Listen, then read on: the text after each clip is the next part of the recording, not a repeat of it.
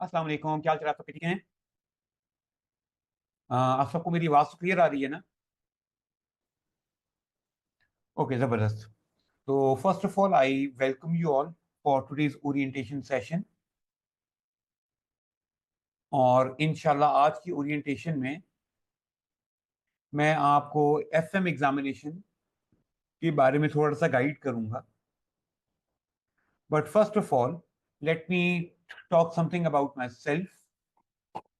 तो मैं एक फेलो मेंबर हूँ चार्टर्ड सर्टिफिकेट अकाउंटेंट का, और इसके अलावा मैंने चार्टर्ड अकाउंटेंसी भी की हुई है फ्रॉम इंग्लैंड एंड वेल्स।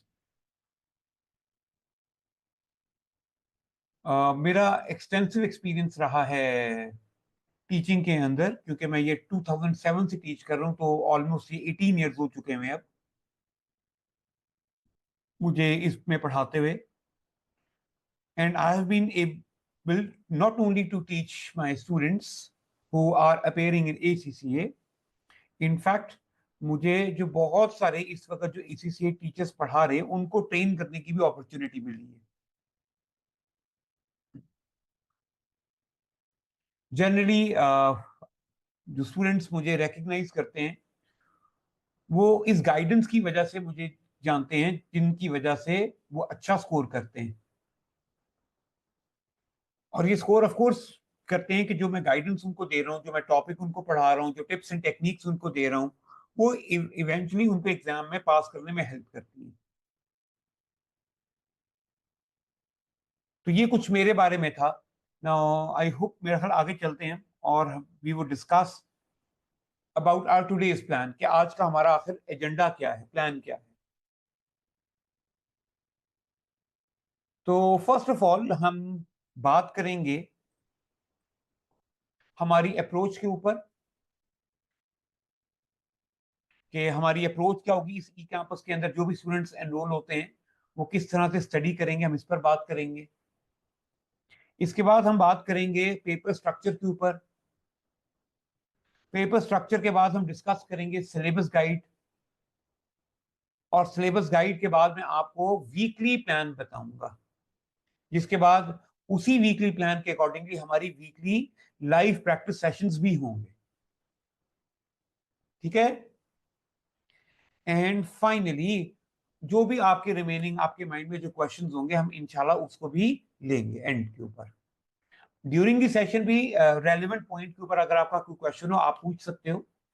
इसके दो तरीके होंगे, आपने या तो चैट बॉक्स में टाइप कर दो, या दूसरा तरीका ये भी है कि आप आ, मुझे जो है वो माइक को अनम्यूट करके कर बता देना।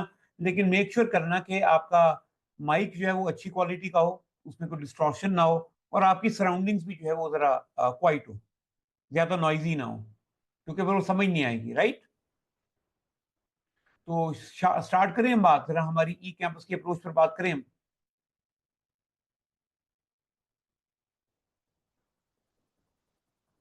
क्यों जी, बात करें हम।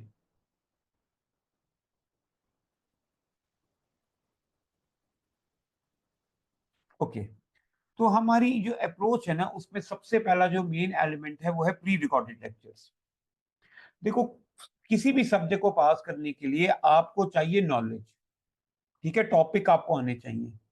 और आप एफएम का सब्जेक्ट नॉलेज कहाँ से सीखोगे, उसका एक जो इंपॉर्टेंट रिसोर्स है वो है आपकी जो ऑलरेडी रिकॉर्डेड वीडियो के प्लेटफॉर्म में आपको मिल जाएंगी। ठीक है। हमने क्या किया हुआ, ये जो रिकॉर्डेड लेक्चर्स हैं, ये जो रिकॉर्डेड वीडियोस हैं, ये स्मॉल टॉपिक्स में रिकॉर्ड किए हुए हैं। इसमें किए हुए हैं स्मॉल टॉपिक्स में। ठीक है। देखो, होता ये है कि जो आपका नॉर्मल क्लास में 1 आवर या 2 आवर्स का जो लेक्चर होता है उसमें एक्चुअली मल्टीपल टॉपिक्स एक ही लेक्चर में, या मल्टीपल कॉन्सेप्ट्स एक ही लेक्चर में कवर होते हैं। ठीक है, टॉपिक कहना शायद एक ब्रॉडर एस्पेक्ट है, कॉन्सेप्ट्स कहने। लेकिन हमने प्री रिकॉर्डेड में क्या प्लान किया कि हमने ऐसा नहीं किया कि हम सारी रिकॉर्डिंग ऑल टुगेदर या एक ही बड़ी सी 1 घंटे 2 घंटे की वीडियो के अंदर सारे ही कॉन्सेप्ट्स को कवर कर लें। वो रिकॉर्डेड फॉर्म के अंदर उसको ग्रास्प करना मुश्किल होता है। तो हमने क्या किया, हर कॉन्सेप्ट की वीडियो जो है वो अलग बनाई। तो इसका फायदा क्या है कि आपको ईच एंड एवरी कॉन्सेप्ट की सेपरेट वीडियो अवेलेबल है। नाउ आपने इसको देखनी कैसे होगी? करनी आपने ये है कि आपने सबसे पहले तो कॉन्सेप्ट एक्वायर करने के लिए ये वीडियो लेक्चर्स देखने हैं।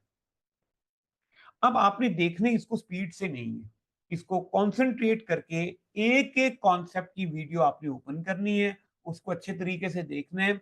अगर उसमें कंफ्यूजन आती है तो उसको उस वीडियो को दोबारा देख लेना। देखो 10 मिनट 15 मिनट की तो एक वीडियो होगी, तो आई होप आपका ज्यादा वो टाइम कंज्यूम नहीं करेगा अगर दोबारा देखनी भी पड़ती।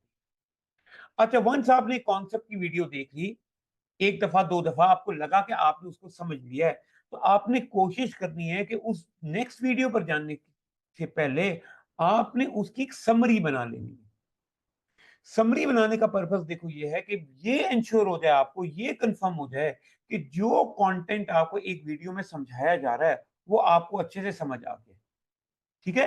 तो आपने एक एक वीडियो को अच्छे से समझ के उसके कंटेंट की समरीज बनानी है।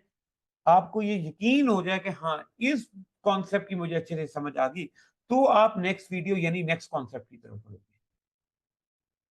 अब आपने ये जो वीडियोस देखनी है ये रैंडम नहीं होगी, बल्कि आपने एक प्रॉपर स्टडी प्लान को फॉलो करना है। वैसे तो आप ये स्टडी प्लान अपना खुद भी बना सकते हो, लेकिन हमने आपको एक वीकली स्टडी प्लान गाइड किया हुआ है। आप कोशिश करना कि आप उसी प्लान को फॉलो करो, क्योंकि उसी प्लान के मुताबिक आपकी लाइव प्रैक्टिस सेशंस भी होंगे। ठीक है? और इसमें आपने हमेशा ये याद रखना है कि कोशिश करने के प्लान से अहेड रहो। 1 या 2 दिन आप पहले जो भी आपको टारगेट था, डेडलाइन था टॉपिक्स खत्म करने की, आप उससे पहले ही उसको वाइंड अप करो। ताकि जो क्वेरीज हों, कोई प्रॉब्लम्स आ जाती हैं, वो टाइमली जो है वो आप एड्रेस कर चुके हो, आप कंफर्टेबल हो। राइट? क्यों? ठीक है? आगे बढ़ें। अच्छा, नेक्स्ट जो हमारा इसमें कॉम्बिनेशन होगा ना नॉलेज के लिए, वो होंगे हमारे स्टडी नोट्स। ये स्टडी नोट्स आपको दो तरह के मिलेंगे। एक आपको ई कैंपस के नोट्स मिलेंगे जो थोड़ी सी डिटेल्ड हैं। ठीक है? दूसरे आपको एज ए रिसोर्स मिल जाएगा, आपको ये जो स्लाइड्स बनी हुई ना, वो स्लाइड्स की फॉर्म में नोट्स। ठीक है? स्लाइड्स की फॉर्म में नोट्स यूज करने का बेनिफिट ये जरूर है कि आप उसको डायरेक्टली लेक्चर के साथ लिंक कर सकते हैं। तो आपको अपने सिर्फ वीडियोस नहीं देखनी बल्कि टॉपिक्स को भी प्रिपेयर करना है थ्रू नोट्स। हाँ, नोट्स में मैं रिक्वेस्ट करूंगा कि आप उसको क्या करो, जब आप कोई वीडियो देख रहे हो किसी कॉन्सेप्ट की, तो उस कॉन्सेप्ट के नोट्स अपने सामने रखो ताकि उसका टेक्स्ट आप साथ साथ रिलेट कर सको। वो आपको नोट्स अच्छे से समझ आएंगे। फिर उसमें अगर कोई पॉइंट है अपने वर्ड्स में एक्सप्रेस करने वाला, आप उसको अपने वर्ड्स में एक्सप्रेस करो, उसकी समरीज बनाओ। तो इसका मतलब है ये आपकी जो टॉपिक कवर करने के लिए ये जो आपकी प्री रिकॉर्डेड लेक्चर्स और जो स्टडी नोट्स है वो हैंड इन हैंड साथ साथ चल रहे होंगे। और इनमें जो भी इश्यूज आता है तो आपका व्हाट्सएप ग्रुप के अंदर आप अपनी क्वेरी को मेरे लिए ड्रॉप कर देना। हमारी टीम, जिसमें मैं खुद भी शामिल हूंगा, मैं खुद भी देखता हूं, मैं उनकी क्वेरीज को आपको टाइमली कोशिश करूंगा कि एड्रेस करूं। ठीक है? लेकिन अब आगे बढ़ते हैं। एसीसी का जो एग्जाम है ना वो बहुत चैलेंजिंग होता है। वो सिर्फ आपकी टॉपिक की अंडरस्टैंडिंग से पास नहीं होगा, इनफैक्ट आपको एक एग्जाम स्टैंडर्ड उसकी थॉरो प्रैक्टिस भी करनी है। अब ये प्रैक्टिस आपकी 3 हिस्सों में चलेगी। जब भी आपका एक मेजर टॉपिक कवर होगा, आपने सबसे पहले क्या करना है, उसी के कुछ तकरीबन 2 हर टॉपिक के मैंने प्रैक्टिस क्वेश्चन रिकॉर्ड करके रखे हुए टॉपिक वाइज। तो आपने वो प्री रिकॉर्डेड क्वेश्चंस जो हैं वो आपने अच्छे से देख लेने हैं। वो प्री रिकॉर्डेड क्वेश्चंस जो टॉपिक आपने कवर किया है उसके बारे में आपको बताएंगे कि ये टॉपिक के रेलेवेंट क्वेश्चन किस तरह से आता है, आप किस तरह से उसको आंसर करेंगे। उस पर कंप्लीट गाइडलाइन अवेलेबल होगी। आपने आंसर को प्लान कैसे करना है, फॉर्मूलास या फंक्शंस कैसे यूज करने हैं, आपने क्या एग्जाम टिप्स यूज करनी है। तो बहुत इंपॉर्टेंट है कि उसको भी अच्छे से समझा दें। तो उस रिकॉर्डिंग के क्वेश्चन से क्या होगा कि आपको समझ आ जाएगा कि इस टॉपिक के क्वेश्चंस कैसे सॉल्व होंगे। मैं तो रेकमेंड करूंगा कि जैसे आप उसकी वीडियो देख रहे हो, साथ अपने पास भी लैपटॉप में वो क्वेश्चंस है वो साथ में प्रैक्टिस करो, तो वो और अच्छे से प्रैक्टिस होगा। वंस आपका वो एक टॉपिक्स आपके प्रैक्टिस हो जाते हैं, तो आपने अब क्या करना है, आपको ना असाइनमेंट्स एंड क्विजेज एलोकेट हुए होंगे। तो एट मिनिमम आपने उसी वीक के अंदर जो आपने डेडलाइन रखी हुई है, उसमें आपने वो असाइनमेंट भी कंप्लीट कर लेनी है और हमारी टीम को सबमिट कर देनी है। जब आपकी असाइनमेंट डेडलाइन में सबमिट होती है, तो हमारी टीम क्या करेगी, उसको थॉरली रिव्यू करेगी और उस पर आपको प्रॉपर फीडबैक देगी। तो आपको आइडिया होगा कि कहाँ आप मिस्टेक्स कर रहे हो और कहाँ आप चीजों को और बेहतर इंप्रूव कर सकते हो। इवेंचुअली आपको ये प्रैक्टिस टू बी ऑनेस्ट इतनी सफिशिएंट नहीं है। आपको एसीसीए स्टडी हब, जो कि एसीसी की रिवीजन किट है, उससे भी प्रैक्टिस करने, specially objective test and OT cases. In fact objective test and OT cases के लिए तो मैं कहूंगा एसीसी स्टडी हब के साथ आप हमारा एग्जाम पैक भी करो। अच्छा, ये मैं आपको बताता चलूं कि कुछ रिसोर्सेज तो आपको जो हमारा स्टडी रूम है उसमें अवेलेबल है, लेकिन कुछ इंपॉर्टेंट रिसोर्स आपको मैं ग्रुप में, व्हाट्सएप ग्रुप में शेयर करूंगा मैं। ठीक है, तो वो आपके पास व्हाट्सएप ग्रुप में शेयर होंगे। इसी तरह से कुछ प्रैक्टिस क्वेश्चन आपके पास स्टडी रूम में, और कुछ आपको शायद मैं ग्रुप में भी शेयर करूं। तो आपके पास load of pre recorded practice question होंगे। ठीक है, लेकिन वो काफी नहीं है, आपको बहुत सारे खुद भी क्वेश्चंस की प्रैक्टिस करनी है। राइट, क्यों जी, क्लियर ये बात? अब आखिरी जो सपोर्ट हमारी चल रही होगी, क्योंकि ये तीनों काम तो समझ लो हमने आपको रिसोर्सेज प्रोवाइड कर दिए, उसमें एक सपोर्ट हमारी अवेलेबल रहेगी साथ साथ। लेकिन ये सारे काम देखो आप खुद कर रहे हो, तीनों काम। लेक्चर्स भी आपने देखने, नोट्स भी पढ़ने, और प्रैक्टिस भी कर रहे हो आप। जी, जरा आप कैप्लन से रीड कर सकते हैं, मुझे कोई एतराज नहीं है। लेकिन अगर आप नोट्स की बात करो और आप सिर्फ नोट्स पे रिलाय करना चाहते हो, तो नोट्स सफिशिएंट होंगे। लेकिन हाँ, मैं नोट्स के साथ साथ ये कहता हूँ, जो थोड़ी आगे जाके बात भी होगी, कि नोट्स के साथ साथ डिस्कसिव एलिमेंट को कवर करने के लिए पास्ट पेपर्स की प्रैक्टिस जरूर करनी है। पास्ट पेपर के जो एग्जामिनर आंसर्स है ना, उसको नहीं छोड़ना। ठीक है, तो कैप्लन की जो स्टडी टेक्स्ट है उसको आप स्किप कर सकते हो, लेकिन मैं आपको एडवाइस करूंगा कि अगर आप स्किप कर रहे हो, तो उसको कॉम्पनसेट फिर आपको और ज्यादा प्रैक्टिस क्वेश्चन से करना है। राइट, अच्छा, अब इसके अलावा हम मजीद क्या करेंगे, हमारा वीकली लाइव प्रैक्टिस सेशन होगा, जिसमें डेडलाइन आपकी वीक्स की मैं आज ही इंशाल्लाह शेयर कर दूंगा। मैं जो आपकी डेडलाइन है उससे 1 से 2 दिन बाद ही हमारा लाइव सेशन होगा, वो इंशाल्लाह नेक्स्ट वीक में आपके पास आपको वो पूरा स्केड्यूल जॉन से वो शेयर कर दिया जाएगा कि किस टाइम पर ये लाइव सेशन। ठीक है, हम इन लाइव सेशन में क्या करेंगे, एक तो जाहिर है हमने जो टॉपिक आप लोगों ने वीकली में कवर किया, और मजीद प्रैक्टिस क्वेश्चन में आपको लाइव क्वेश्चन में करवा दूंगा, एक दो जितने वो टाइम अवेलेबल होगा, या जितने मुझे लगता है कि हमें करने। इसमें आपको बेनिफिट और क्या होगा कि जो आपके कुछ क्वेश्चंस रह गए हैं, जो व्हाट्सएप के ऊपर आपके नहीं कवर हुए, ज़ाहिर है लाइव सेशन होगा तो आप उस वक्त मुझसे क्वेश्चन पूछ सकते हो, और फिर हम वो भी डिस्कस करेंगे। और फाइनली देखो, आपने अगर टाइम पर अपने ये असाइनमेंट सबमिट किए हैं, तो जो फीडबैक है हमारे मार्किंग टीम की तरफ से वो मेरे पास अवेलेबल है, जिससे मुझे आइडिया होगा कि कौन कौन सा एरिया स्टूडेंट्स का ऐसा जो इंप्रूव करने की भी जरूरत है।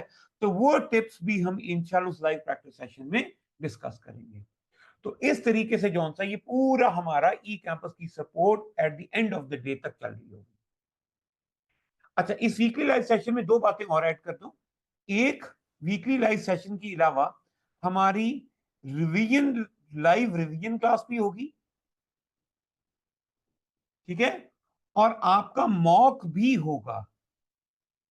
ठीक है, मॉक के जो क्वेश्चंस हैं वो भी प्रॉपर उसका फीडबैक उसी तरह दिया जाएगा जैसे फीडबैक होता है, और उसका बकायदा पूरा रिव्यू आपको देंगे कि आपको आंसर्स कैसे करते हैं। मॉक हम खुद डेवलप करते हैं, तो ये पास एग्जाम पेपर वाले नहीं होते। ठीक है जी, समझ आ गया कि नहीं? यहां तक किसी का कोई क्वेश्चन तो नहीं है?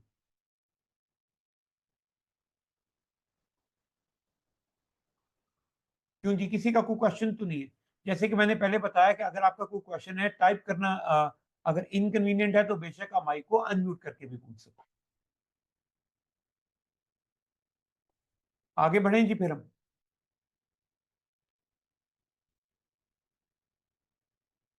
अच्छा, अब जरा बात करते हैं हमारे वो रिसोर्सेज की जो हमने अपने पेपर को पास करने के लिए साथ लेकर चले। उसमें कुछ रिसोर्सेज की बात तो हम पीछे कवर करके आ चुके हैं, लाइक उसमें प्री रिकॉर्डेड लेक्चर्स हैं, उसमें आपकी ई कैंपस के नोट्स हैं, उसमें एसीसी स्टडी हब है जो कि बहुत इंपॉर्टेंट है, specially OT and OT cases की प्रैक्टिस के लिए। उसके अलावा आपके बहुत इंपॉर्टेंट रिसोर्स है वो है पास पेपर्स, क्योंकि आपने जो मेजॉरिटी प्रैक्टिस करनी है वो पास पेपर्स की है। अच्छा, जब आप एसीसी स्टडी आपकी किट करते हो ना तो साइमल्टेनियसली पास पेपर्स आप कर रहे हो, लेकिन जो मोस्ट रीसेंट पास पेपर्स हैं वो आपको पास पेपर्स के अंदर ही मिलेंगे। इसकी एक्सेस आपको एसीसीए, जो आपका माई एसीसी लॉगिन है उससे आपको मिल जाती है। तो रीसेंट अटेम्प्ट के पास पेपर्स बहुत ज्यादा जरूरी है। फिर टेक्निकल आर्टिकल्स होते हैं। अच्छा, टेक्निकल आर्टिकल्स क्या हैं? टेक्निकल आर्टिकल्स उन्हीं टॉपिक्स को एक बहुत एक्सपर्ट लिखते हैं जो टॉपिक्स आपने ऑलरेडी कवर कर लिए। अब ये अच्छे इस लिहाज से हैं कि इसकी वजह से क्या होता है, इसकी वजह से क्या होता है कि आपने एक खास पर्सपेक्टिव से जो टॉपिक कवर किया, आपको एक अदर पर्सपेक्टिव मिल जाता है उसी टॉपिक। तो ये भी बड़े अच्छे होते हैं, ये भी आपको एसीसी ग्लोबल की वेबसाइट पे अवेलेबल होते हैं। ठीक है। वैसे कुछ टेक्निकल आर्टिकल जो मुझे लगा बहुत इंपॉर्टेंट है, मैंने रेलिवेंट टॉपिक के साथ उसको अटैच किया हुआ स्टडी रूम में, तो वो भी आप क्लिक करेंगे तो वो आपका डायरेक्ट एसीसी ग्लोबल के लिंक पे वो पहुंच जाएगा। ठीक है, उसको भी रीड कर सकते हैं। फिर एग्जामिनर रिपोर्ट्स, ये बच्चों बहुत जरूरी है, specially OTs and OT case के लिए, क्योंकि एग्जामिनर पास पेपर में सारे OTs and OT cases publish नहीं कर रहा। अब क्योंकि वो सारे OTs and OT cases publish नहीं कर रहा, तो रीसेंट अटेम्प्ट के कुछ objective test and OT cases हमें एग्जामिनर रिपोर्ट से मिलते हैं। तो ये भी एक बहुत इंपॉर्टेंट रिसोर्स है जो एसीसी ग्लोबल पर आपको मिलेगा। साथ ही साथ कॉमन एरर्स क्या बच्चे करते हैं, एग्जामिनर स्टूडेंट से क्या एक्सपेक्ट कर रहा है, ये डिटेल्स भी आपको एग्जामिनर रिपोर्ट से मिलती है। तो ये भी एक बहुत इंपॉर्टेंट रिसोर्स है जो स्पेशली शायद आप जब अपनी फाइनल प्रेपरेशन कर रहे होगे ना उस वक्त ये बहुत काम आता है। एंड इवेंचुअली आपकी कैपलन एंड बीपीपी की रिवीजन किट।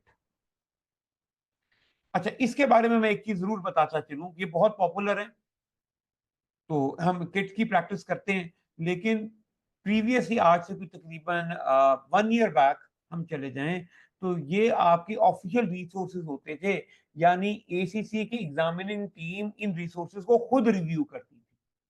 लेकिन अब ये आपके एसीसी की एग्जामिनिंग टीम रिव्यू नहीं करती। ठीक है, अब ये ऑन देयर ओन ही है, but still they are very good resources for practice. तो इसको भी आप प्रैक्टिस करोगे ओटी एंड ओटी केस के लिए स्पेशली, क्योंकि सीआर की जहां तक बात है वो तो पास पेपर में ही सारे हैं, वो पास पेपर वाले ही होंगे। लेकिन OT and OT cases capital BPP के कुछ अपने बिल्ड किए हुए हैं, तो प्रैक्टिस के लिए वो भी अच्छी, राइट? क्यों जी? तो आपको समझ आ गया कि हमारा ये पूरा ई कैंपस किस तरह से आप स्टडी करोगे और किस तरह से आपकी प्रेपरेशन कंप्लीट होगी और इंशाल्लाह पास करोगे। समझ आ गया ये बात? किसी का कोई क्वेश्चन तो नहीं है?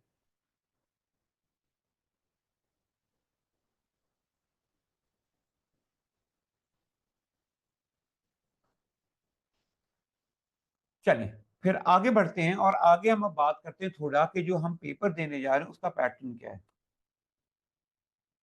अच्छा, जो हम पेपर देने जा रहे हैं ना वो आप 3 आवर का एग्जाम है, जैसे कि फंडामेंटल के बाकी पेपर्स हैं, लेकिन हमारे ये 3 पेपर 3 सेक्शंस में डिवाइडेड होगा। इसमें सेक्शन ए जिसमें 15 ऑब्जेक्टिव टेस्ट होंगे।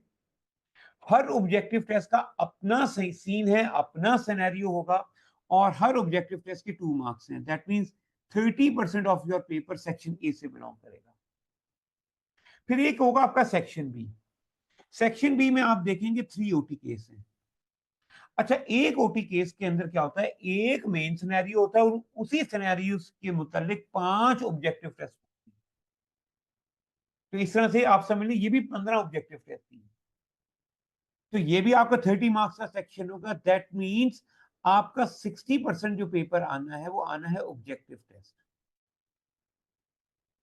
ठीक है। और ऑब्जेक्टिव टेस्ट में एग्जामिनर की रिक्वायरमेंट है एक्यूरेसी, कि आपने आंसर एक्यूरेट देना है। वेयर जो तीसरा सेक्शन जो कि सेक्शन सी है, उसमें आते हैं सीआर। सीआर कहते हैं कंस्ट्रक्टेड रिस्पॉन्स क्वेश्चन, जिसमें एक आपको एक फुल बैकग्राउंड है और उसके मुतालिक उसने मल्टीपल रिक्वायरमेंट्स पूछी हुई है। आपने उन मल्टीपल रिक्वायरमेंट्स को फुल प्रोसेस से सॉल्व करना है। इसके लिए अगर वो न्यूमेरिकल क्वेश्चन हो तो आपको स्प्रेडशीट देगा, तो पूरी आपको वर्किंग प्रेजेंट करनी है। और अगर डिस्कसिव क्वेश्चन हो तो आपको वर्ड प्रोसेसिंग देगा, तो आपको मैं टाइप करना होगा उसके आंसर। ठीक है। इसलिए ये याद रखना कि सेक्शन सी में एक्यूरेसी इतनी इंपॉर्टेंट नहीं है, प्रोसेस इंपॉर्टेंट है। क्या आपके आंसर का प्रोसेस क्या है। तो आंसरिंग प्रोसेस, आंसर का वेल स्ट्रक्चर करना सेक्शन सी के लिए बहुत ही जरूरी है। राइट। तो बच्चों पेपर पैटर्न का भी आइडिया हो गया, पेपर पैटर्न भी क्लियर है। बाय द वे, जिन बच्चों ने पीएम का पेपर दिया है या एफआर का पेपर दिया है, उसमें भी बिल्कुल सिमिलर यही पेपर पैटर्न। नहीं जी, आगे चलें हम। क्यों अब्दुल्ला, तभी आगे चलें हम।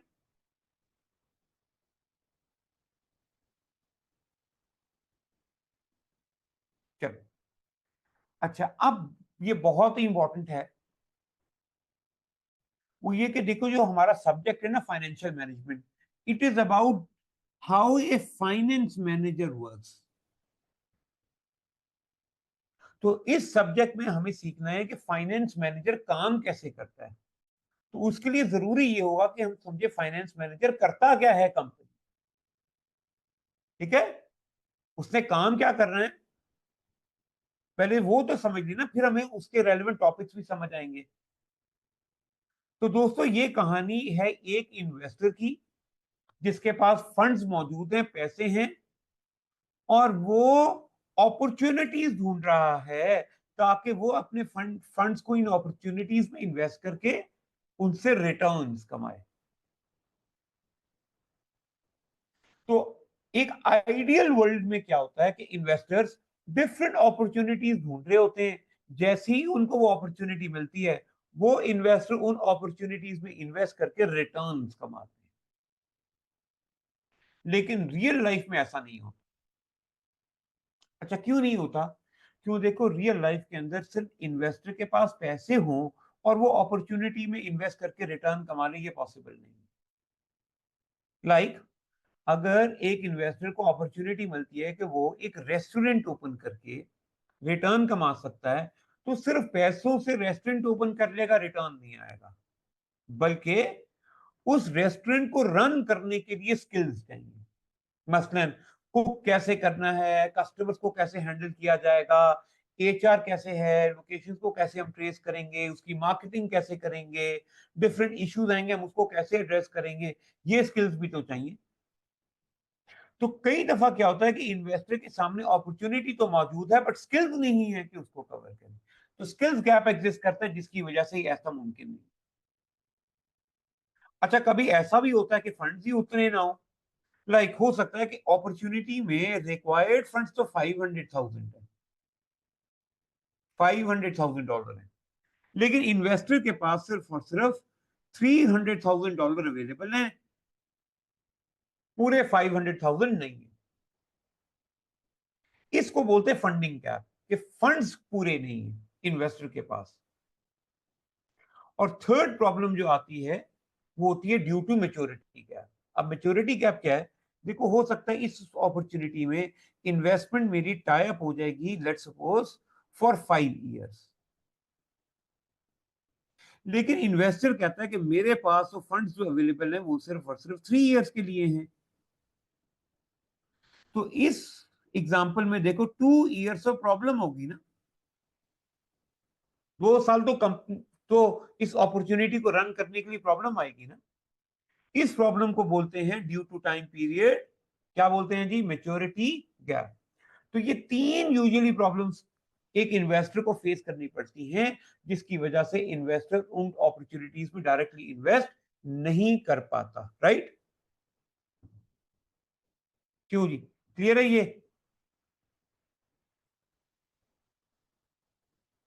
क्यों जी, ये बात समझ आ गया? क्यों जी बच्चों, प्रॉब्लम समझ आ गई है?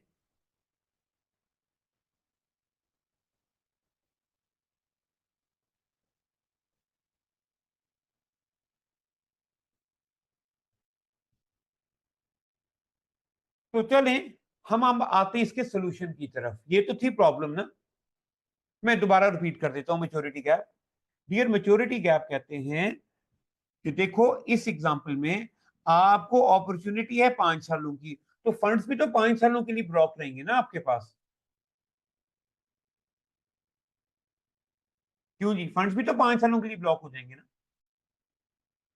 है ना। लेकिन हो सकता है कि इन्वेस्टर कहे कि मेरे पास तो पैसे 3 सालों के लिए, 5 सालों के लिए तो नहीं है।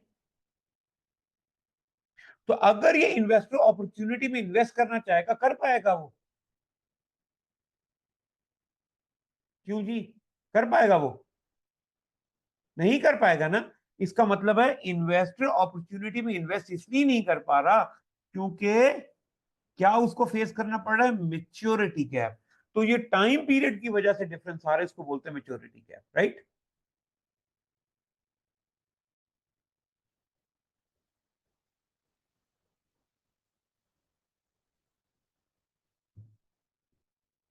चलिए, अच्छा ये तो थी जनाब मसले मसाइल, प्रॉब्लम्स। आते हैं सोल्यूशन की तरफ। अब सोल्यूशन इसका क्या है कि वो ये कि दरमियान में हम अपॉर्चुनिटी और इन्वेस्टर के दरमियान एक कंपनी बना देते हैं। अब कंपनी क्या करेगी, वो डायरेक्टर्स रखेगी, वो लोग रखेगी जिनके पास स्किल्स होंगी कि वो उस रेस्टोरेंट का बिजनेस फॉर एग्जांपल रन कर सके। कंपनी एक प्लेटफॉर्म बन जाएगा, जिससे क्या होगा, एक नहीं ज्यादा इन्वेस्टर मिल जाएंगे, तो पूल ऑफ फंड्स हो जाएगा। सिर्फ मेरे 3 लाख नहीं होंगे, एक इन्वेस्टर के 300,000 नहीं होंगे, वो कुछ और इन्वेस्टर्स भी आ जाएंगे जो 100,000 50,000 मिला के वो पूरे 500,000 पूरे कर लेंगे जो अपॉर्चुनिटी के लिए रिक्वायर्ड। और इसी तरह से अगर दरमियान में 3 सालों बाद किसी एक इन्वेस्टर को एग्जिट करना हुआ, तो इन्वेस्टर उस कंपनी से एग्जिट कर सकता है और उसको रिप्लेस एक नया इन्वेस्टर कर पाएगा। तो ये जो 3 प्रॉब्लम्स हमने पीछे आइडेंटिफाई की थी, उसका सोल्यूशन कहां से निकल रहा है, कंपनी के पास। तो अब सीक्वेंस ये चल रहा होगा कि इन्वेस्टर देगा फंड्स कंपनी को, कंपनी आगे से उन अपॉर्चुनिटीज पे इन्वेस्ट करेगी, अपॉर्चुनिटी से कमाया जाएगा रिटर्न्स, जो कि इवेंचुअली इन्वेस्टर को वापस कर दिया जाएगा। तो साइकिल जो है वो अब इस तरह से चलेगा। ऐसा ही है ना, सेंस सेंस बनती है ना इस साइकिल की।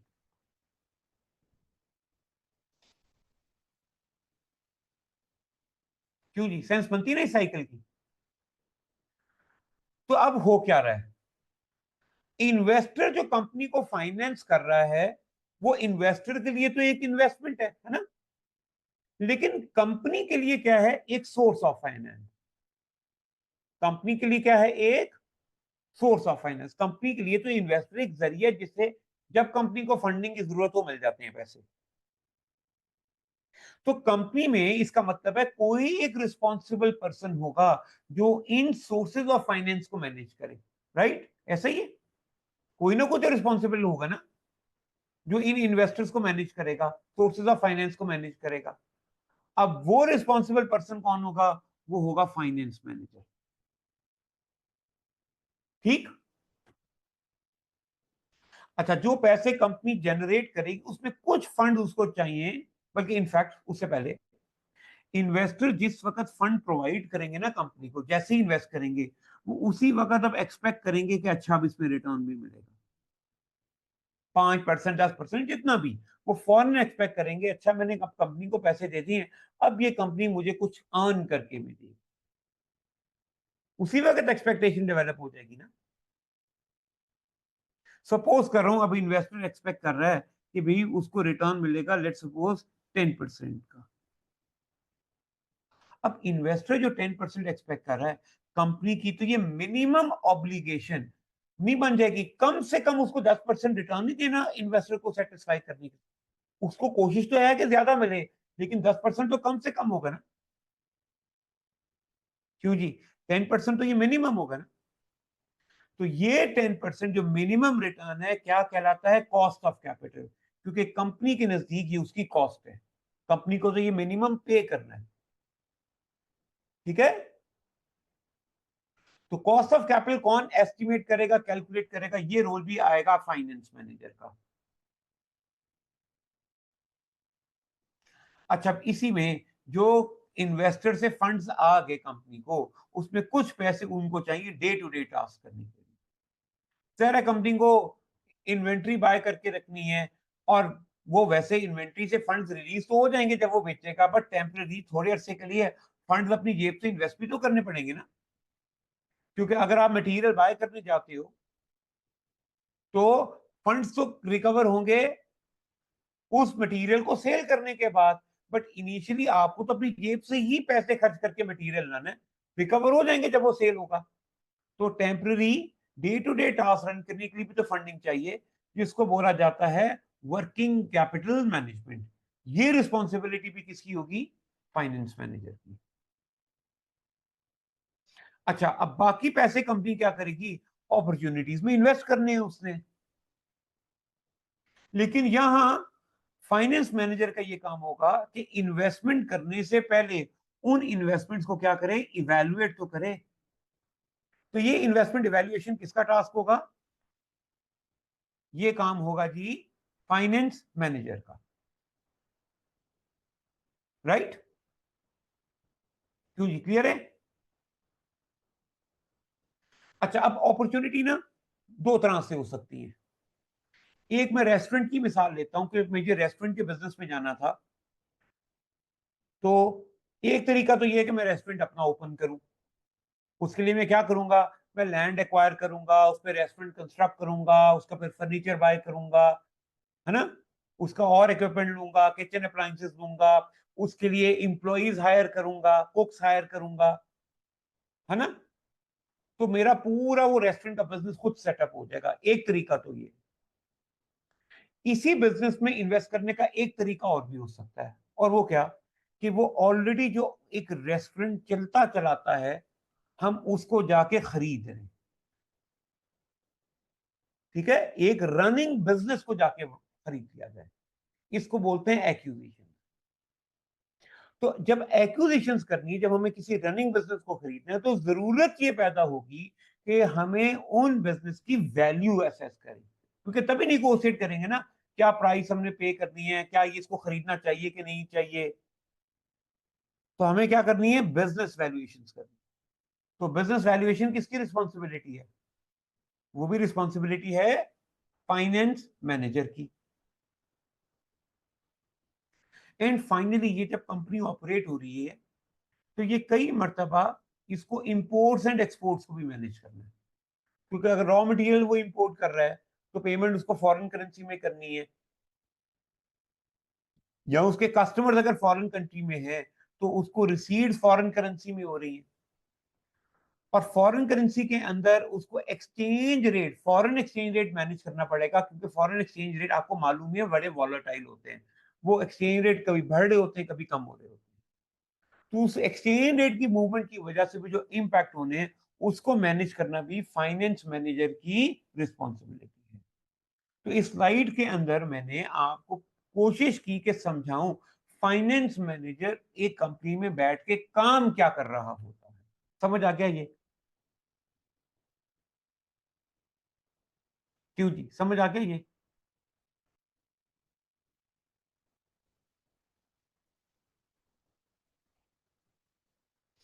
अच्छा, अब आपको अगर रोल समझ आ गया, तो हम आते हैं सिलेबस की जाने। तो सिलेबस हमारे एफएम का क्या है?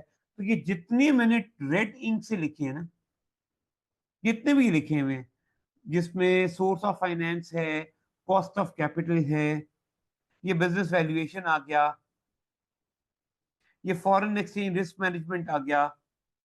यही सारे के सारे टॉपिक जो रोल है फाइनेंस मैनेजर के, यही हमारा सिलेबस भी है। तो अगर हम की टॉपिक यानी सिलेबस पे हैं, तो सिलेबस क्या है हमारा? Investment appraisal, cost of capital, business finance, business valuation, risk management and working capital. ठीक है, ठीक है जी।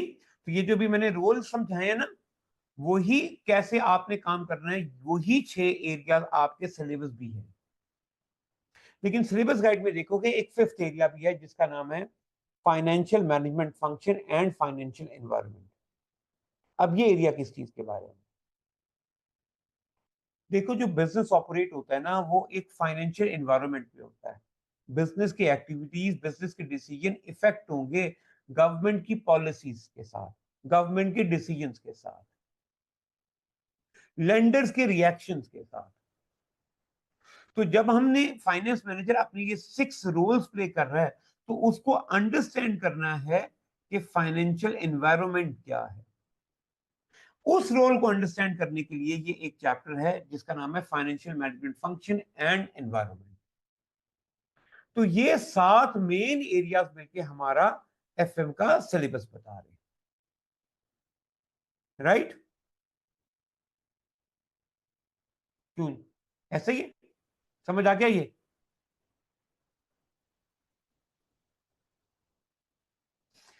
अच्छा, अब ये मैं रिपीट करता हूं। देखो सभी, अगर मैं किसी एक प्रोजेक्ट इवैल्यूएशन की बात करूं, तो जब कोई प्रोजेक्ट मैं इवैल्यूएट कर रहा हूं, क्या आपको नहीं लगता कि वो प्रोजेक्ट इफेक्ट होगा गवर्नमेंट की पॉलिसीज के साथ, या हमारा इकोनॉमिक एनवायरनमेंट क्या उससे इफेक्ट होगा? क्या ख्याल है? क्योंकि अगर मैं रेस्टोरेंट के बिजनेस पर आता हूं, तो मुझे मालूम है कि इकोनॉमी मेरी ग्रो कर रही है। तो अगर इकोनॉमी ग्रो करती है किसी कंट्री की, तो लोगों के पास अर्निंग पोटेंशियल है। अर्निंग पोटेंशियल है तो वो स्पेंडिंग करेंगे, वो जाएंगे रेस्टोरेंट्स में खाना खाएंगे।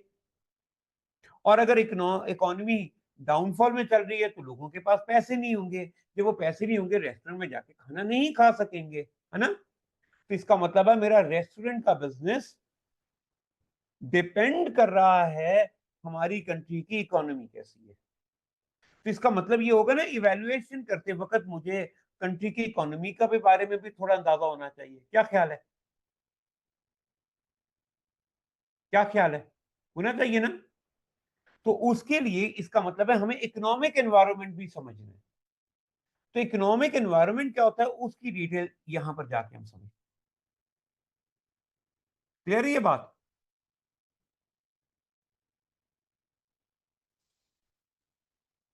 अच्छा, अब यहां पे एक बच्चों का सवाल आता है कि सर मुझे ये बताएं कि हमारा पेपर में एग्जाम के अंदर इसमें से, क्योंकि सीआर या ओटी केसेस में से ये टॉपिक होते हैं, ऑब्जेक्टिव टेस्ट की बात मैं इसलिए नहीं कर रहा, वो हर एरिया में से ही आते हैं, उसकी इक्वली वेटेज है। लेकिन सीआर या ओटी केस की अक्सर कॉन्फ्लिक्ट रहता है कि सर कौन सा टॉपिक सीआर में आएगा या कौन सा ओटी केस में। तो उसकी डिस्टिंक्शन रख लेते हैं कि एक टॉपिक आने के कितने चांसेस हैं। मैं चांसेस लिख रहा हूं। तो सबसे पहले हम बात कर लेते हैं सेक्शन सी की। तो इन्वेस्टमेंट अप्रेजल का सेक्शन सी में आने के अराउंड 95% चांस, 95% चांस है कि आपको सीआर इन्वेस्टमेंट अप्रेजल में से होगा। ठीक है? और cost of capital and business finance, ये एफएम के अंदर एक ही सेक्शन है जो कि 60% चांस ये है कि एक सीआर आपको इसी टॉपिक में से आए। और तीसरा जो टॉपिक इंपॉर्टेंट है सीआर के लिए, वो है वर्किंग कैपिटल मैनेजमेंट। इसके भी 60% चांस है कि आपको question section C constructive response question इसी में से आएगा। इसके अलावा आप बिजनेस वैल्यूएशन ले लो, आप रिस्क मैनेजमेंट ले लो, या आप financial management function and environment ले लो, इसमें से सीआर आने के 0% चांस है। सीआर इनमें से एग्जामिन नहीं होगा।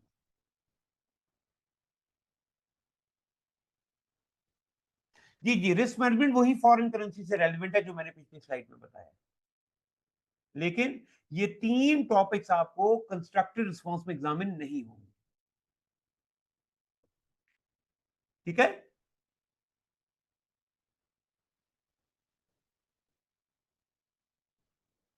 अच्छा, अब आते हैं सेक्शन बी की जाने कि सेक्शन बी में क्या हाल है।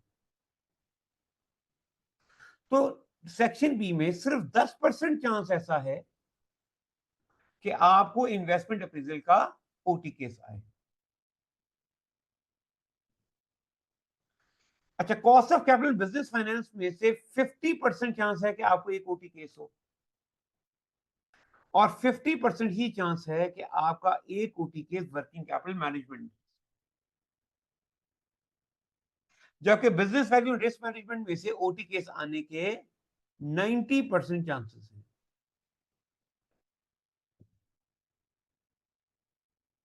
ठीक है?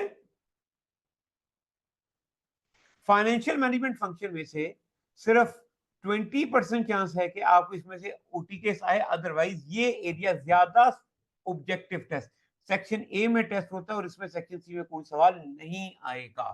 समझ आ गया?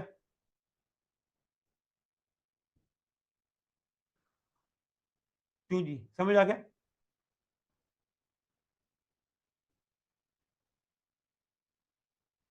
क्यों जी? आगे बढ़े।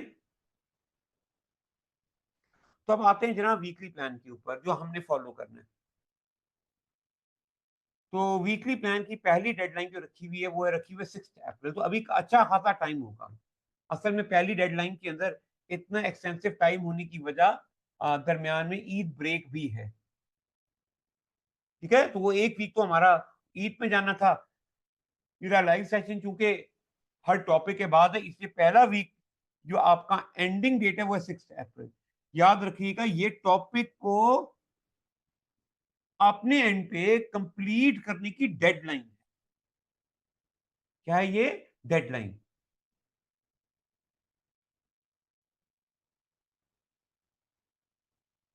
अच्छा, फिर जनाब वीक टू, सेकेंड वीक की डेडलाइन 13 अप्रैल रखी है। इसमें भी आप इन्वेस्टमेंट अप्रेजल करोगे, लेकिन स्पेसिफिक इन्वेस्टमेंट एंड रिस्क के इश्यूज को देखो।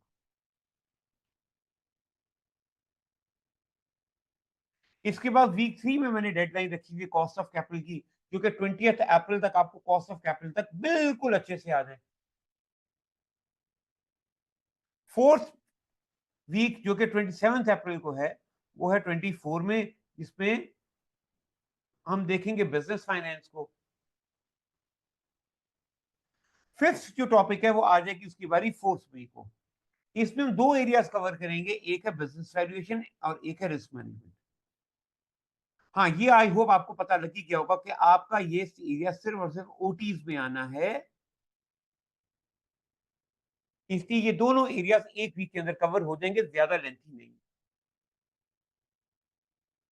और फिर आखिरी वीक, और ये सारे सिलेबस का वीक है, उसमें आप कवर करोगे वर्किंग कैपिटल मैनेजमेंट। मैं दोबारा रिपीट करूं कि इसके अलावा आपको प्रैक्टिस करनी है, यहाँ प्रैक्टिस सेशन होंगे, यानी रिवीजन सेशन होंगे, वो इसके बाद है। ये तो सिर्फ सिलेबस कवर करने के लिए लाइव सेशन की सपोर्ट है। ठीक है, इसके बाद भी हमारे लाइव सेशन होंगे, उसमें हम इंशाल्लाह ओवरव्यू करेंगे, रिवीजन करेंगे हम। राइट? क्यों जी, क्लियर होगी ये बात? तो बच्चों, ये था मेरे एंड के ऊपर आज के दिन का पूरा स्ट्रक्चर, जिसमें मैंने आपको बताया, एक तो थोड़ा अपने बारे में बताया, लेकिन एग्जाम स्ट्रक्चर के बारे में बताया, की का पैटर्न के बारे में बताया, और हमने डिस्कशन की, रिसोर्सेज कौन कौन से हैं, टॉपिक्स की डिस्कशन की, role of a finance manager समझा, और इवेंचुअली हमने क्वेश्चन आंसर्स डिस्कस किए। तो कोई सवाल हो अब रह गया हो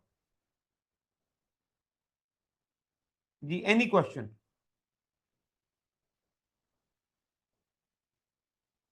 क्यों सभी? अच्छा, मेरे पास एक सवाल आ गया है। सर, अगर कैपिटल स्टडी टैक्स अगर रिव्यू नहीं होती तो क्या उसको पढ़ने क्रेडिबल होगा? क्योंकि मैंने पहले सारे पेपर्स के लिए कैप्लन रीड की थी। कि बिल्कुल मेरे ओपिनियन में अभी भी कैप्लन क्रेडिबल है, बस उसका एक एक्सक्लूजन क्लॉज जरा देना मेरे लिए जरूरी था कि अब इसको रिव्यू कोई नहीं कर रहा, लेकिन कैपलन के अंदर सारा पेपर पैटर्न आज की थोड़ी ना कैपलन लिख रहे हैं, कैपलन वाले आज की थोड़ी ना लिख रहे हैं, तो अभी भी वो इक्वली रेलिवेंट है, ठीक है, इक्वली रेलिवेंट है, ठीक है। तो बिल्कुल आप कैपलन से पढ़ सकते हो, बीबीपी जो पढ़ना चाहते हैं बीबीपी के बुक से पढ़ सकते हैं, कोई प्रॉब्लम नहीं है।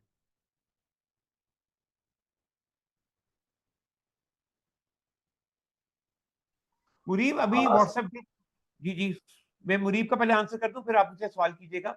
मुरीब जब व्हाट्सएप ग्रुप जब बन जाएगा मैं उसमें ऐड हो जाऊंगा तो ये सारे रिसोर्सेज मैं आपको खुद प्रोवाइड कर दूंगा, अभी फौरन इंशाल्लाह जरूरत नहीं, एक आधे दिन में वो भी हो जाएगा। जी अब्दुल्ला मैं दोबारा रिपीट कर देता हूँ, जरा मैं पीछे स्लाइड पे जाता हूँ वापस, मुझे काफी पीछे जाना पड़ेगा।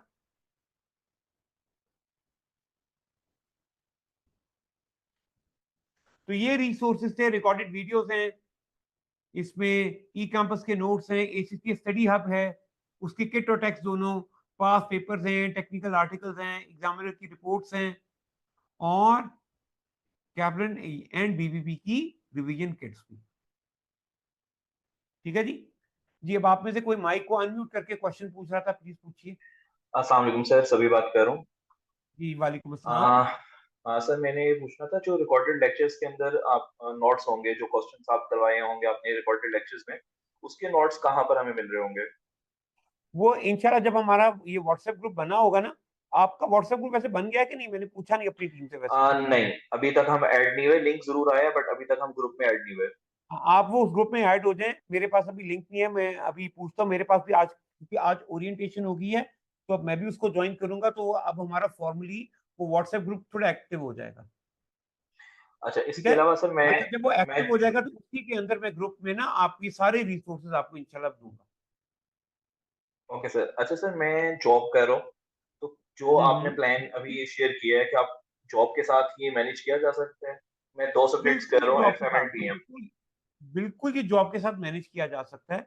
इसमें आप देखो ना, हमने जो वीडियोस रखी हुई है वो स्मॉल वीडियोस रखी हुई है कॉन्सेप्ट की, तो जॉब में ये है कि अगर आपको आधा घंटा भी मिल रहा है, नॉर्मली आधा घंटा में आप कुछ नहीं कवर कर सकते, लेकिन अब आप आधे घंटे के अंदर एटलीस्ट एक कॉन्सेप्ट आपके पास टाइम है वो कवर कर लो। तो आपको अपना डेली का एक रूटीन एक ऐसा बनाना है, एक प्लान ऐसा बनाना है, और ये मैं सबको कहूँ चाहूंगा कि बेशक आपके पास सारी रिकॉर्डिंग अवेलेबल है, लेकिन आप एक रूटीन बनाओ, उसको रूटीन को फॉलो करो, ठीक है। तो वो आप रूटीन अगर एक डेली की बना लेते हो और अपने वीकली को आप देखो कि टारगेट मीट करते हो, तो वो टारगेट मीट होते जाएंगे। कभी अगर कोई 10% 15% रह भी गया तो वो इंशाल्लाह कोई ऐसा नहीं है, सिलेबस जब खत्म होगा उसके बाद कवर हो जाएगा आपका,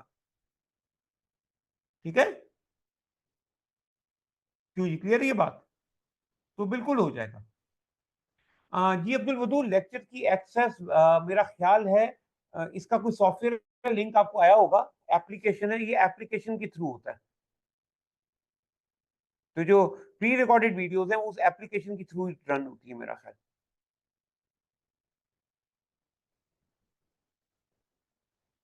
ठीक है। टेक्निकल गाइडेंस ना, जब आप व्हाट्सएप ग्रुप के अंदर आप टेक्निकल क्वेश्चंस क्वेरीज करना, हमारी टेक्निकल टीम भी अवेलेबल होगी, वो वहां से आपको गाइड कर दिया, राइट। जी और कोई सवाल हो?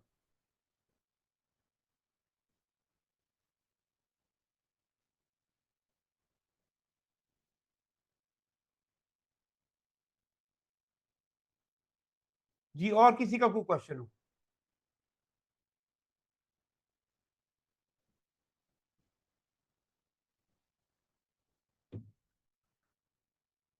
सो this is it, at least from my side.